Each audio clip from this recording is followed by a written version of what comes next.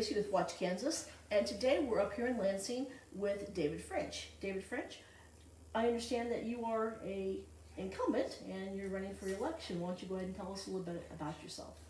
Thank you, Tracy. I'm a 26-year veteran in the U.S. Army, and I've also have another 17 years as an Army contractor.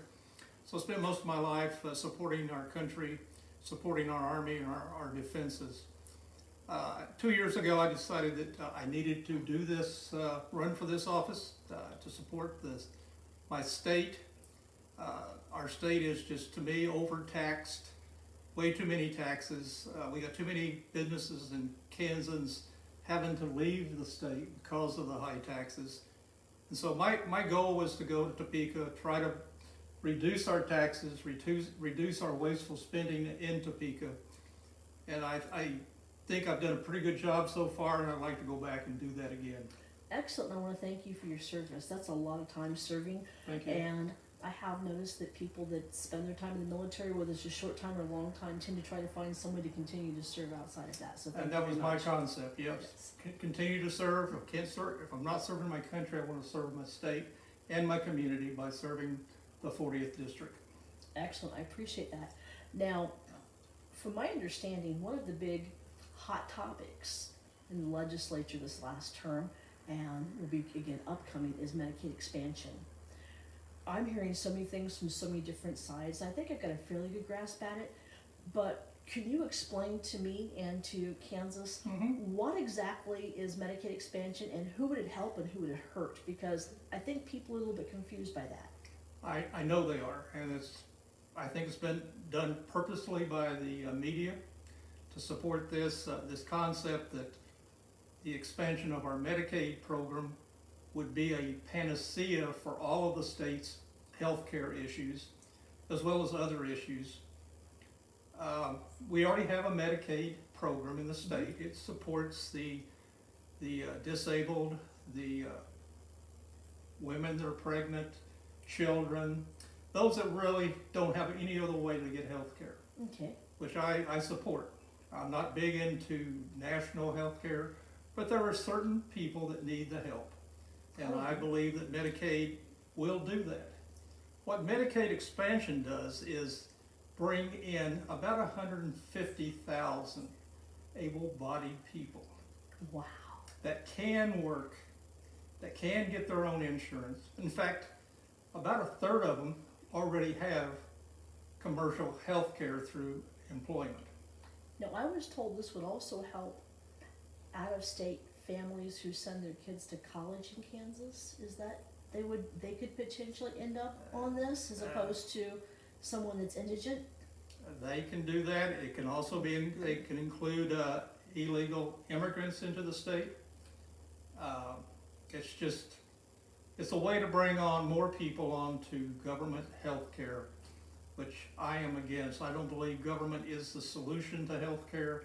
I believe it's part of the problem. So I'm continuing to try to make my constituents understand that Medicaid expansion will not help the ones that really need to be helped.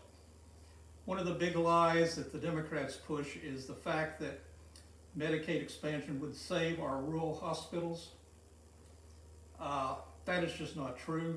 The problem with our rural hospitals is that we're losing population in the rural areas, and there's just not enough population to support a hospital, irregardless of whether they got the additional help through Medicaid or not. So the idea is it would not help the rural hospitals. It would not save rural hospitals.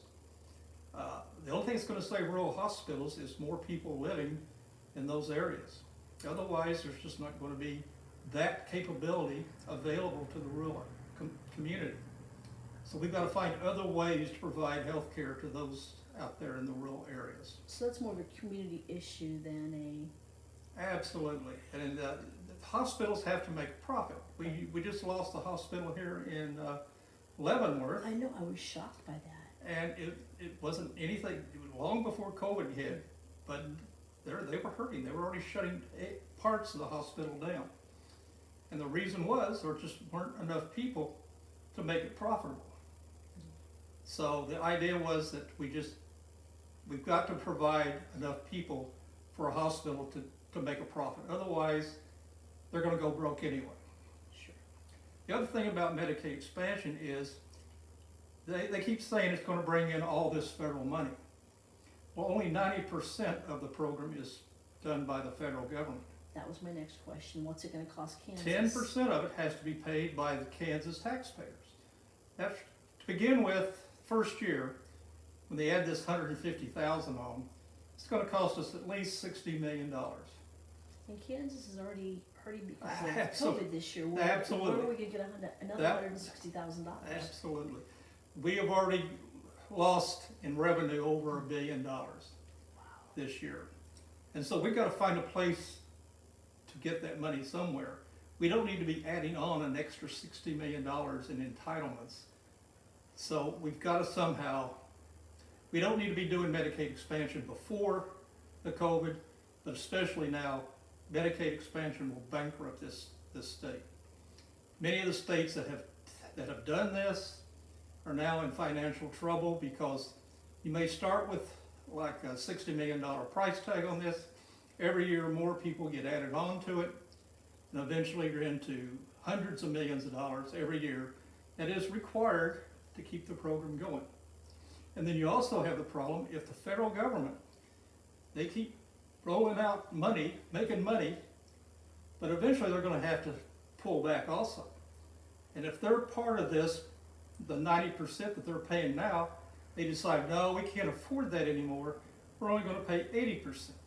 Well, guess who pays the extra 10% that they're not paying? Kansas taxpayers. What happens when we run out of money? That's a good question. They keep spending it until they can't print anymore, I guess. But the bottom line is, it's a program that can bankrupt this state. Now, I cannot, and I did not, I voted against it last year, said we cannot continue to try to add additional expenses on to the Kansas taxpayers to finance perfectly able-bodied people. Many that already have commercial insurance. And another problem with this program is that if you bring on these able-bodied people, they kind of jump to the head of the line. Really? And a lot of the people that Medicaid expansion was made, Medicaid was made for, was for the ones that really needed it. And they're gonna be pushed out of the system. I thought it was for the indigent, the people the disabled, the people Right. that didn't have That is who it should be options for Absolutely. healthcare, or didn't, and the elderly who didn't have an additional income that they could afford to be treated at, even with Medicare at a regular doctors and such, without something additional. Right, and if we add these able-bodied people on, it's just going to push them further down the line to get the Medicare support that they need. Kansas doesn't usually support extreme socialist programs. I know they don't, but this one definitely is. This is another step towards national one-payer health care. And if you know anything about the government, the last thing you want to do is put the government in charge of something, because it will cost you more and they'll be less efficient than if you get it through commercial or our free market system. I kind of like to have my own choices when it comes to my health care. I kind of would hate to have the government making my choices. And they will be all making on it. that. They will be making every choice. They say that, that won't happen, but we all know what will happen. They will always be in control of who gets what and how much they get. So you're right.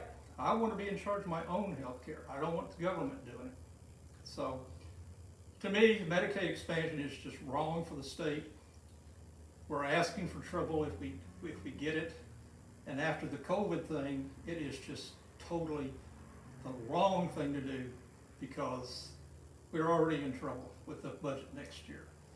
Yes. And we don't need another $60 million debit put on the budget. It just won't fit. Now, going from healthcare, which is, a lot of people think of it's more for middle-aged and older people because they need more healthcare. Mm-hmm. Let's go to something that's going to affect the youth the most, and that's education. Mm-hmm. I know over the past few years, Kansas has spent more and more and more money, not because the state legislature felt like it was required, but because Kansas was sued. Who actually sued Kansas over this? In 2010, there were several school districts that sued the state of Kansas for more education funding. And that case went all the way to the Supreme Court, Kansas Supreme Court. It was a Gannon case. It was called Gannon versus State of Kansas. And the court, which we have a very liberal Supreme Court in this state, said, yeah, we need to give the education more money. Well, question. Mm-hmm. I'm not a constitutional lawyer. I didn't even play one on TV. But my understanding is that the budget came from the legislature, not from the courts. Why are the courts budgeting and taxing Kansas? And that was the question. And with the first ruling by the Supreme Court in 2014, I believe it was, or 2013, the question would have been to the legislature is, why is the court getting involved in deciding how much money, how much of the taxpayer money is going to anything?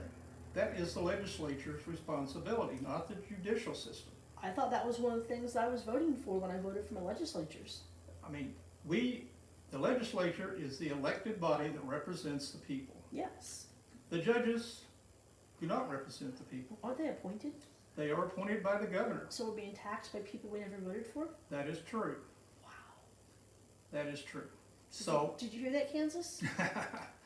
unfortunately, it's very true. And unlike the rest of the states, and unlike our national system, at least the Supreme Court justices are reviewed by the Senate in all of those cases before they're actually put on the court. Just like we went through the confirmation process with Amy Barrett. Yeah, that was exciting. Well, it's a good thing to do, to have the legislature, the elected body, determine if this person is the right person to put on the court. It doesn't happen in Kansas. The only exception to that rule is Kansas. And in Kansas, the governor gets 3 choices presented by the lawyer association in the state. They pick 3 people they want to be on the Supreme Court. She has to pick one of those, or he, it's a he, and that's it. If she picks this person, they're on the Supreme Court. No oversight by the elected officials at all. We need to talk about this more after the election cycle. We need to sit down and do a whole series on Watch Kansas. Maybe There like is this. an amendment that the Senate's trying to get passed that would require the governor's nomination to go through them Okay. for review and consent to be put on the court. And that's one reason right now we have so many liberal judges on the court, is that the liberal lawyers association in the state are the ones that get to pick the judges. We never get to pick a conservative judge. You know, I apologize. I kind of drew you a little off what we were I'm discussing. sorry. Yeah, No, it was my fault. We did. I drew it off. We did. I'm sorry. My viewers know I have a bad habit of that, so I apologize, David. Let's get back to the education point on this. Good point. Now, I know that one of the things that you're working very, very hard at is working towards education and funding and such like that. Why don't you discuss that with Kansas and explain what's going on? Absolutely. I get the reputation of being anti-education. I'm not anti-education at all. I have the utmost respect for our teachers. They have the toughest job in the world of teaching our kids what they need to learn so that they can be productive in their adult lives. Yes. What I have a problem with is the vast amount of money that the taxpayer has to pay for college campus-like schools, for administrative costs that are in just enormous. The oversight of education is just full of waste, and we need to get rid of that waste and get it back in the classroom with the teachers and the kids. Now, my understanding, and correct me if I'm wrong, because I am frequently, I always understand how your side of it works, you don't have any control. You just have to give the money to them, and they can do whatever they want to local school districts. So at this point, per this lawsuit, you have no choice on what's done with it. You can't say, well, this has to go in the classrooms or anything like that. Is this correct? That is absolutely correct. So when people are complaining that it's the legislators and in Topeka's fault, the school teachers are getting paid almost nothing. And they've got massive amounts of money coming in. That's not anything that you have control over. That's entirely the local school board. Whatever we allocate for education goes to the Board of Education, the State Board of Education, and then they allocate it out to the school systems. And they control the curriculum and everything else that goes with those school districts. So the legislature just doesn't have the capability to provide any kind of accountability for the money that is allocated. That'd be kind of like you working for me and me handing you a paycheck and you get to go do whatever part of the job you want to. That is true. That is true. So anyway, going back to the Gannon case, every year the school districts would go back and refile and basically tell the Supreme Court, well, we got this money last year, but it's not enough. We need more money.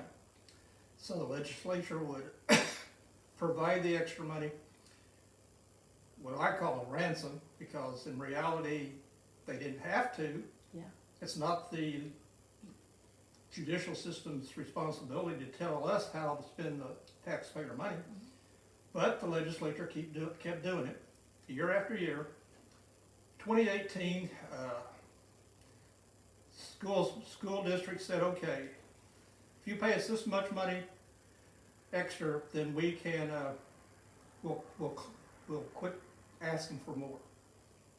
Well, in 2019, we came back up to say, to level it off, to actually quit paying additional money to the schools.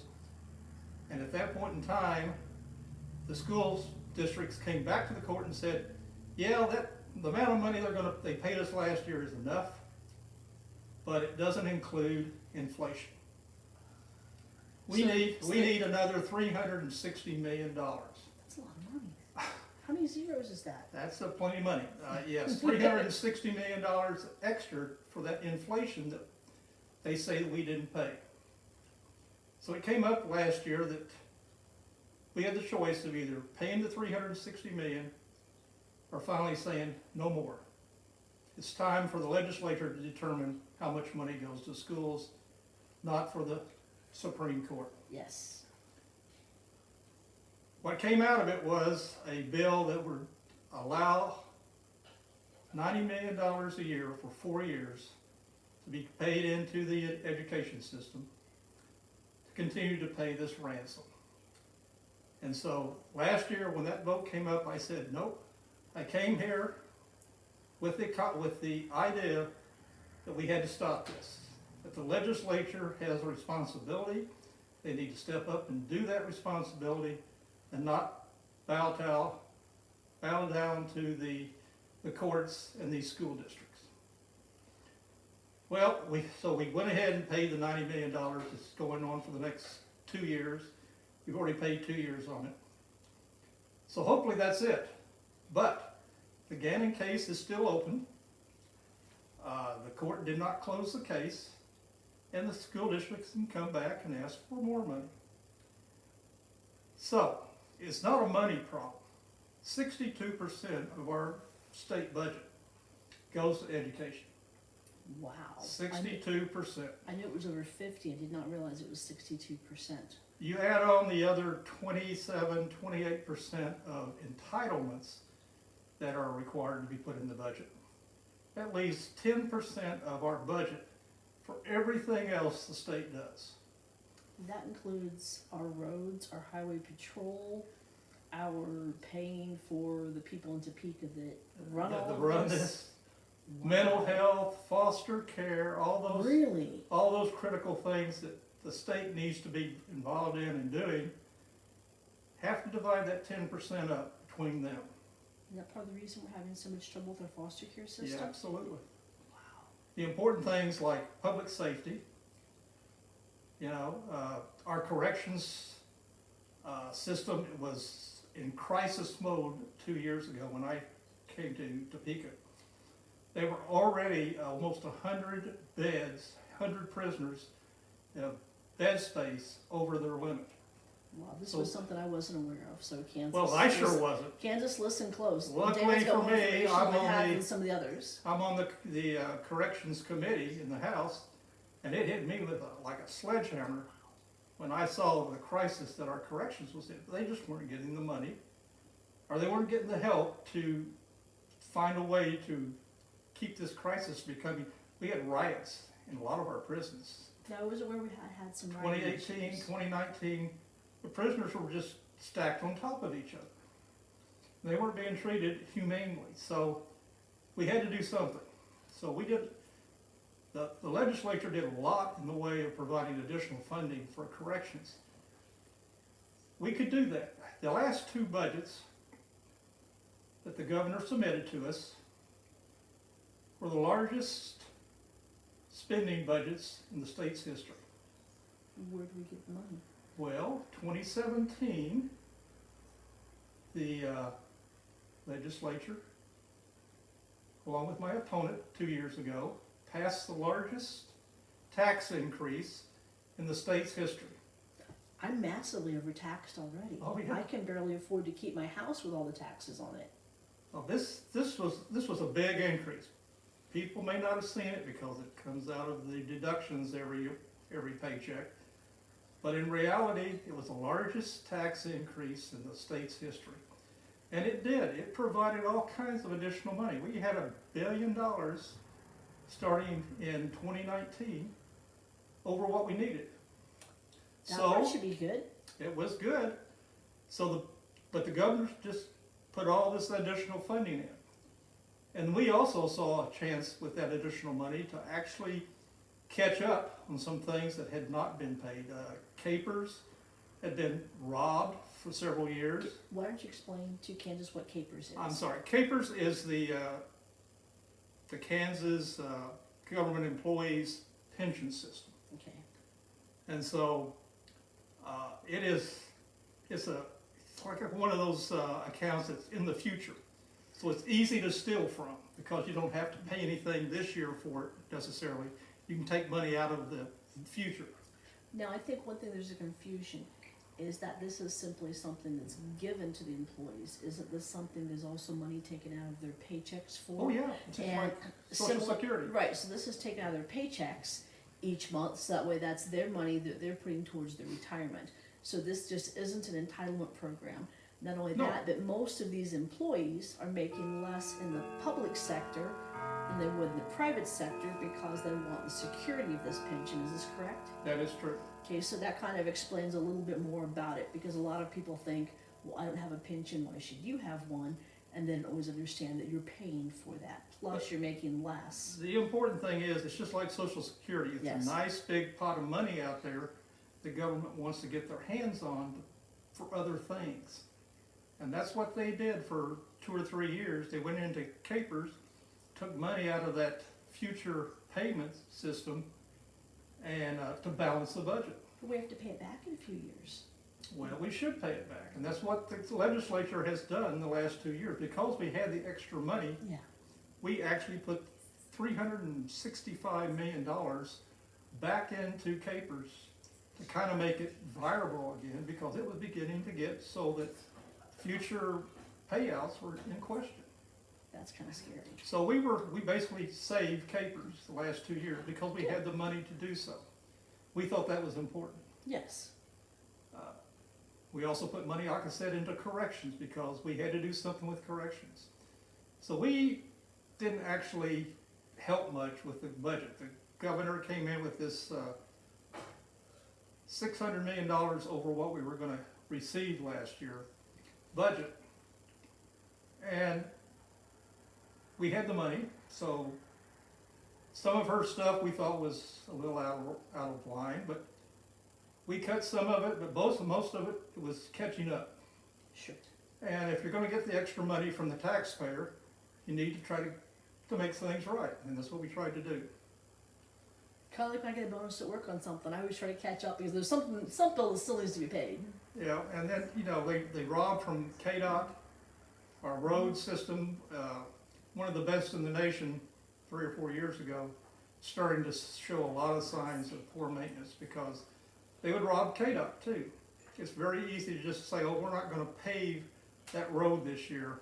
We'll wait until 2 or 3 years down the road, so we won't need that extra money. At the end of winter, we all noticed that too. Oh, We hit a potholes. pothole, and we hit a pothole, and every time we hit a pothole, we have to get new tires, realign the car.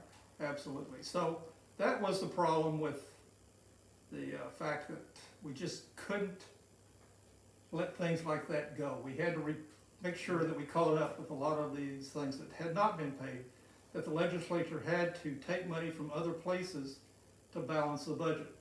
We didn't have the money anywhere else. That's where we are next year. With the deficit and the revenue that we're gonna get from the COVID shutdown this year, there's gonna be some hard decisions made, very hard decisions. My hope is that we can cut fat and not get into the lean in the bone. And the last thing I wanna do is raise taxes. Because I went to Topeka not to raise taxes, but to lower taxes. It's gonna be very hard to do with this deficit in our revenue. I think most constituents would just be happy if you don't raise them most years. I would at this point. That is my hope, that we don't have to raise taxes. And if there's a tax increase comes up, I will probably vote against it. Thank you. I'll probably vote against it. I know with my budget, when I run out of money, I'm different than most Americans. I don't have credit cards. It's easier for me to try to find another way around that because I don't do well with having a lot of debt. I don't balance it out well. And so I know most people have a lot of credit cards. I don't have credit card debt. But my own concern is always with the state. When I run out of money, I quit spending. And Yep. sometimes it's way before payday. Yep. And I kind of have the same expectations of my state. When they run out of money, I kind of expect you to quit spending, regardless of what it takes. Every American family has to balance their budget. Yes. You can't spend more than you're bringing in. Like I said, unless you want to rack up your debit cards And or your credit cards, and that puts you in and trouble that in the puts you future. in trouble in the future. So families have to balance their budget. The state needs to balance their budget also. And that's the only question then is, what do you cut? For the family, it's not gonna be to cut food on the table. It's not gonna be to move somewhere else normally. It's gonna be cutting luxuries, if you have any. Sure. Cut going out to eat, and instead of buying the steak, you buy the hamburger. Absolutely. Instead of buying the name brand, you buy the Always Save and Best Choice. And you make those sacrifices Right. until you can find a way to compensate that with additional income or to reduce expenses somewhere else. You decide instead of paying a lawn care guy to come and mow your lawn, you get out and you mow your own lawn. I had to mow my own lawn and do all my own landscaping this year. Yeah, sometimes you have to do that. But that was a choice I made because I wanted my time back and I didn't work all the overtime I worked last year. Last year I worked a ton of overtime. Okay, I had someone else come do it. I decided that for me, for one way to cut my budget was to not work the overtime and have the time. And so I made that sacrifice, and I actually found it's kind of fun. Unfortunately, the budget cuts Kansas may have to make won't actually be fun, it's not gonna but be they're still fun. gonna have to be done. It is not going to be a fun 2 years, because the next 2 years, we're just not gonna be bringing enough money to compensate for what we lost this year. We're pretty healthy stock. I think Kansas can do it. What do you think? Oh, I know we can do it. It's not gonna be painless No. for the next It 2 never years. is. We're gonna have to go back to, I hope we don't have to go back to cutting infrastructure, cutting education. I don't wanna cut education, but I do want education to use the money that they're allocated wisely and transparent. Transparency is I very don't important. think we get enough transparency in our education dollar. I agree. And that's the from real problem is, we can throw money at education, but it doesn't fix it. Right now, our kids are not getting an adequate education. It doesn't seem like, and this is from going through and looking at the online resources I can find, it doesn't seem like that much money is going towards the teachers to keep quality teachers, and it doesn't seem like that much more is going to the classroom. Right. When I go through and look at budgets, and you can't see all of it because they don't want to give you all the information, most of it's very secretive with the school boards, but what I can see that you can find online, they've got a massive amount of administrative staff at the top, Yes, and they're paying them frequently better, and they're paying the administrators better than they're paying the teachers who are teaching your children. Personally, I've tried to help my sister with my nieces and nephews. I think the hardest thing in the world might be to teach a small child to read. If you can teach a small child to read, you're my hero. yep, that's important. Yeah, Your And whole that's life hard. depends on your being able to read and that's and write. that's hard to teach kids and to have the patience and to go through. I know they only start with 4 to 5 years of school, but it ends up in the long term the entire time they're teaching. But I think that's the problem. We don't get accountability for the money that we're spending on education, I agree. and there's no doubt that the results we get are not adequate. We have 23% of the high school graduates in this state are college ready. Colleges actually have to do and have make up classes to bring them up to a level that they can attend college classes. And we're spending a lot of money on that. Yeah, spending a lot of money, and we're not getting any benefit from it because our children are not getting the education they need to go on to the next level. Okay, now to go on to our next topic, and this is a hot button, somewhat in Kansas, but more nationwide, Mm-hmm. and that's our law enforcement. We've got people all over the country screaming to defund the police. I'm not sure who they want to come when they call 911, but they're defund the police. They don't want the police department. They want a social worker to come help you instead. If someone comes in my house with a gun, I'm not quite sure I want a social worker. But I understand that there are a lot of sides to this, but I'm very concerned about my safety as a citizen with this. If they start, I know I'm in Kansas City, Kansas, and then you're in Lansing, so there's differences there, but we're already understaffed in our police and sheriff's department. And our sheriff's department covers not only a lot of items on the street and serves warrants, but they also have our jail, and our police department is entirely responsible for all of the safety in the city, and we're understaffed. I'm really genuinely afraid, especially where I'm semi-rural, of me calling 911 and there not be somebody to respond. What are you working with, and what are your thoughts on police? Should we go ahead and defund the police department and sure. turn it into something else? It's just like we have a fire, so let's get rid of the fire department. Yeah, I don't want to put out my own, I That can't put out my means- own fire. You know, that means you're going to have to put out your own fire because the fire department's not going to be there to come and put out the fire for you. And that's scary because if you could put out your own fire, you wouldn't call and begin with. If that's something small, you take the water hose. Once it gets to the point I need to call 911, there's something really, really, really, really major. There's just, our police, our law enforcement agencies are under attack by the socialist left because they are the last thin blue line that protects us from the criminal elements. And there's people that don't want to have that thin blue line out there. And they have made the occupation of law enforcement officer very unattractive. And that's another thing why we don't have the staff that we need anymore, because our police agencies are having a hard time finding people that want to do the job. You gotta have a job that you're satisfied and that you get some respect from. And right now, there's so many of them that just don't feel like they're getting the respect that they should be getting by protecting us. I know I've got a lot of friends in law enforcement, Mhm. and it takes a lot to make me cry because, feelings can be hurt, so we can skip those unless it's for a loved one. But when you've got a friend calling you and talking you needing to de-stress, and they're like, well, I spent most of my week working with kids in the neighborhood, making sure they were fed, and then I came to work and I was spit on multiple times and called names which I can't Right. repeat because they're just horrible. I don't want to put you through that. And all I really wanted to do was keep my neighborhood and my kids and the kids safe. And then these same people are accusing me of things that you wouldn't accuse a dog of, and they don't give you the chance to go out and take care of the neighborhoods because they're rioting in all these areas. And Kansas hasn't been as bad as most places. We've been really lucky. We haven't been hit like some places. And I think that says a lot about our Kansas citizens.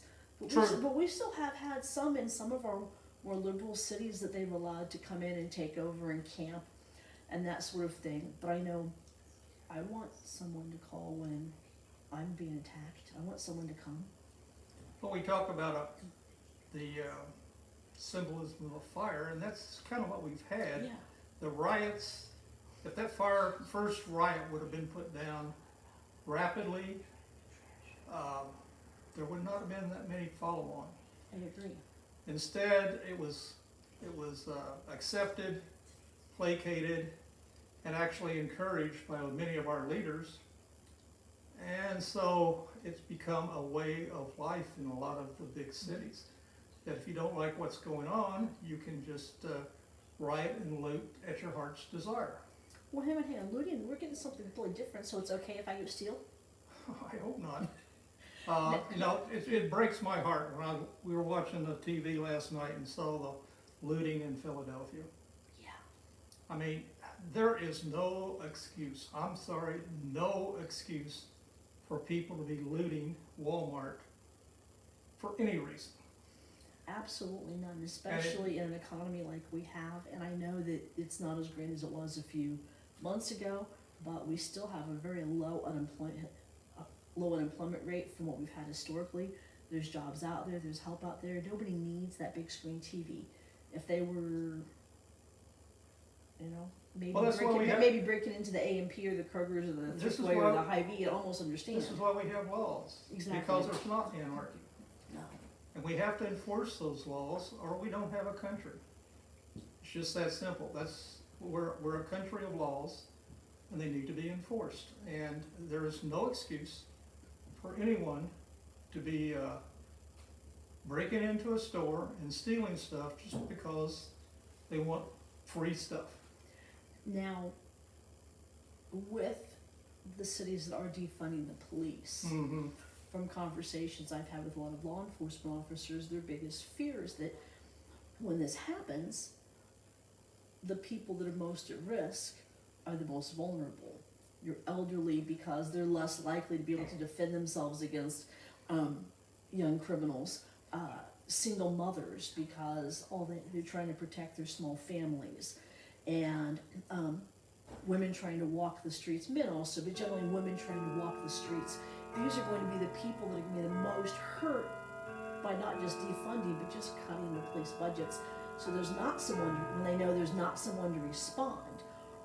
What are your thoughts and feelings on this, and who will be the most affected by defunding the police? Well, if you talk to most police departments, they'll tell you there are certain areas that are the biggest problem they have. Right. And so if they're cut funding, those areas will get even less protection than they already have. And like you said, it's normally the poor communities that has higher crime rates. And so it just hurts the most vulnerable, like you said, by having this idea that the police should be defunded or cut in some way. To me, our law enforcement, like I said, if we don't enforce our laws, we're a lawless country, and we cease to be a country. And so, to me, instead of cutting police law enforcement, we ought to be spending more on public safety. That is the government's primary responsibility, is public safety, to protect us from the lawless. And right now our police can't do that, and so they need more money, not less. They need better training, A lot of the problems may be a lack of training in some area, but there's not enough money to train them to do their job right. They need more pay. You can't get a person to go out every day and risk his life for $30,000 a year. I mean, we asked our Army to do that. I did that, but that's a different story. They're risking your life every single day of the job, and they do that every single day, and we're not paying them enough to do that. So, yeah, I think we need more money, not less. And the idea of completely eliminating the police is just so radical, That is terrifying. that it is terrifying. I can't see this country surviving 6 months if the police are defunded and reduced to nothing. You're more optimistic than I am. I don't give us a month. Anarchy will yes. run. I don't see that ever actually happening, but it's just nice to get the legislators' opinions on. I'm a that big type of supporter. thing. My wife was a police officer. I have many police friends. We have a very good relationship with the local police chief. And so there is no question in my mind, we gotta support our law enforcement to the max. I know I've ran into some of your officers in the past professionally, tickets, and also socially. And honestly, even when I was getting a ticket, these same guys that are writing a ticket, it's their job. That's what they're there for. I was speeding. It wasn't because I had out-of-town tags. It wasn't because I looked different or I acted different. It was because I had a lead foot when I was young. And even while they give me the ticket, they're laughing and joking and treating you just like they would if they ran into you down at the Walmart or down at the Hy-Vee or whatever. And they respect you. Yeah, they were doing their job. They're super nice. They're still. And most of the problems we have with law enforcement is people do not respect them back. Yeah, and like most of the ones even I've ran into professionally at car stops is they've always been super, super nice and as friendly as they can get by with under the circumstances. Right. And they're really nice people 99% of the time. And when they're not, you don't know what car stop they just had 15 minutes before. And that's the other thing. You never know where they just came from. Exactly. It's a tough life, and we just need to support them a whole lot more than we are right now in this country. They're doing a job that most of us don't want to do. And That's I true. thank them for it. That's true. Okay, now we've covered quite a few of the hot topics right now. Was there anything else that you'd like to go over that you think that Kansas and Lansing and Leavenworth would like to know that you've been working on? I think we've covered most of it. I'm also on the Veterans and Military Affairs Committee in the House, and so Good. Thank being you. a veteran myself, I put a lot of effort into trying to support our veterans. We have too many veterans that are homeless, that have not been treated correctly after they served their country, and so I just believe we have to keep that, and Trump's done a great job of trying to turn the VA around and make it more accommodating for veterans, allowing us to, if we can't get the service at the VA, we can go out to another doctor in our area. I like that because I know a lot of times, no matter how hard they try, you can't get everybody in some You days. can't. So I'm big into the VA, trying to make sure veterans are taken care of. And I'm also on the general budget for the state. It's surprising to me that when I went to this committee 2 years ago, there are about 54 government agencies that have budgets, individual budgets. Makes sense. And we review every one of those budgets. They come in with what they want, and we kind of tell them what they're going to get. So, to me, that's an important position also. So it's your job to make sure we're not paying $300 for a toilet seat. I do my best. I do my best to try to control those kind of expenditures. We have too much waste in government, and I try to find wherever that waste is and try to eliminate it. You know, one thing Watch Kansas always tries to let our citizens know and our viewers know is how easy is a candidate to get a hold of. Because if I can't get a hold of you when you want something from me, which is my vote, I'm not going to be able to get a hold of you when I want something from you later. Right. I can guarantee you, David's super easy to get a hold of. And you can get a hold of him on Facebook and multiple other ways. Of course, I tend to run into him on a regular basis. We tend to be out at the same functions. Yeah. But why don't you let Kansas know how they can get a hold of you? What's the best ways to get a hold of you when they want to talk to you or send you an email or a message? Well, of course, we're only in session for 5 months out of the year, Right. so I have a official phone number, official email.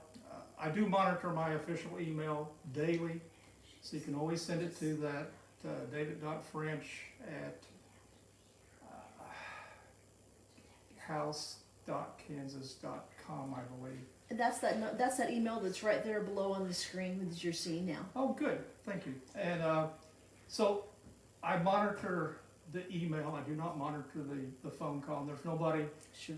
I'm a representative of my staff. I have a staff for 5 months of the year, and then I have no staff at the Capitol. So So if you email David, he'll get back with you as soon as possible. that's not the, yeah.